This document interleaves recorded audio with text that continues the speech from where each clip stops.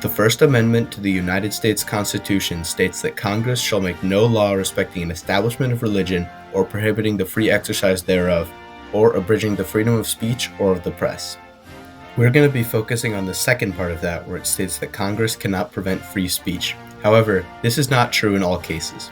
The questions of what speech can be limited is what Schenck v. United States is focused on, so here are the facts of the case.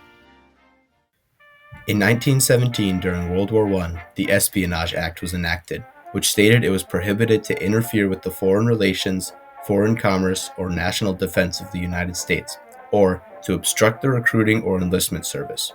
In simple terms, there were legal consequences for interfering with the war effort. However, the General Secretary of the Socialist Party of Philadelphia, a man named Charles Schenck, did not like this law. He believed it went against his civil liberties, which are defined as fundamental personal freedoms guaranteed by law, primarily the Constitution, that protect individuals from arbitrary government interference in their lives. Despite being fully aware of the act, he wrote a pamphlet encouraging draftees to resist and not join the war, believing it violated the 13th Amendment, which prohibited involuntary servitude.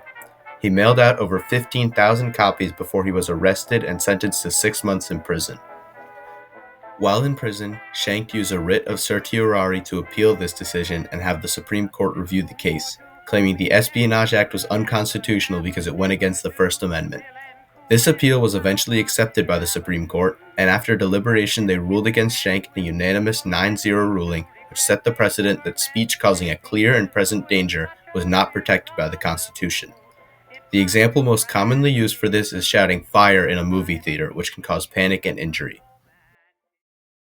Eventually, this precedent was deemed to be too broad and had been used inconsistently in cases. So in a case called Brandenburg v. Ohio, the precedent was changed so speech can only be restricted if it is directed to inciting or producing imminent lawless action, and it must be likely to incite or produce such action.